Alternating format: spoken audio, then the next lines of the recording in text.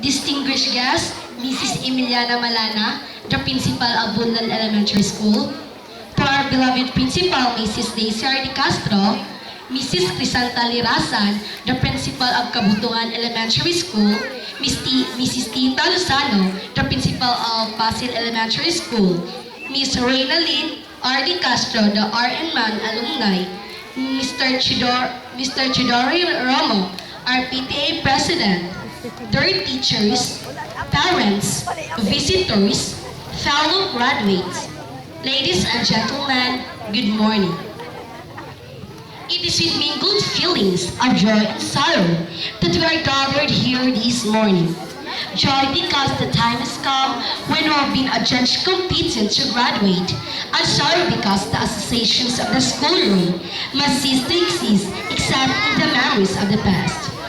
As we now recall the scenes and years gone by, visionary faces of old friends appear before us with their well-remembered traits, companions of our earlier years endeared to us by many a time.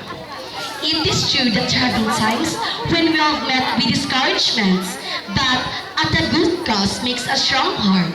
We have gone forward, and in the future, we will hold in grateful remembrance the yesterdays of our school years.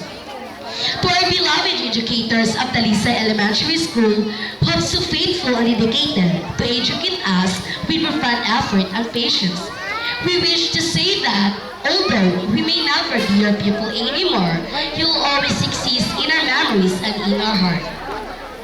And you will feel appreciative for much that we are or may be in the future. We are unable to render compensation to you for zeal and faithfulness. But as you have been faithful to us, so we will be faithful to others. As you have inspired us to urge for knowledge, so shall it be our pleasure and duty to perpetuate this impetuous and rigid his influence in all vicinity. We do not doubt that you will appraise this noble salvo than silver or gold. With a deep sense of our reward to you and gratitude for the ability, enthusiasm and care which you have manifest in our behalf, we bid you farewell for your success in educating more students in this evolving world. And now, fellow classmates, our elementary days are over. These calisthenics of our journey, which we have glimpsed ahead for so long, mark the close of our fellowships of pupils of Talisay Elementary School. The chronology has come for us to speak our valedictory to the beloved school. We must say farewell to the school, to our teachers, and yes, to my classmates, to each other. As we review our affiliations with one another and cherish the pleasant recollections of the past, we hardly realize that our elementary school are ended.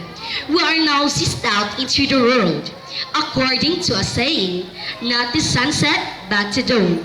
The sun may set our happy school days, but the dawn of the new day brings us to struggles and dilemma which our days spent in school have prepared us to meet. Different coincidences in our every life will lead us to different paths. Each one of us will have his own aims, own errand, and own way to make. We shall meet and see each other again, but the essence and spirit of friendship, which has chained us so closely together during these years, is destined to phase out in our lives as time goes by. The happy years we spent together as schoolmates will always be and live in our memories forevermore. We shall treasure these years as long as life shall last. However, we must face the fact that the reality of our carefree lives here together here in school comes to an end with this. With all the joy, we must experience pain.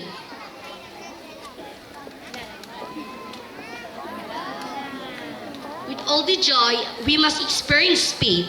Our ambition to reach the goal of our graduation has been attained, and we are happy of our achievement. For the depth of feeling is in this farewell. It means not only a goodwill in the future, but also a testimony of love, a pledge of loyalty in the Philippine Republic, and a sincere appreciation of all that the school has done for us and meant for us. And finally, I want to thank all the parents, especially my mother, Mrs. Helen A. Bilacaol, and my father, Mr. Mr. Severo Bilacaol Jr. With all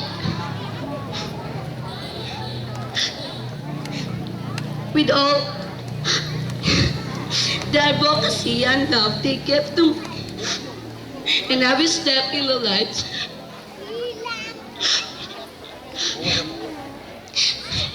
So my dearest alma mater, the Talisa Elementary School, the class 2011-2012, with the heartbeat feelings, wishes you farewell. Once again, good morning. I thank you and God bless us all.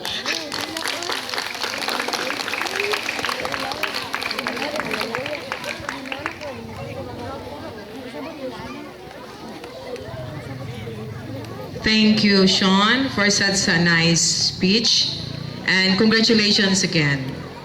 Sandrine Shefra D.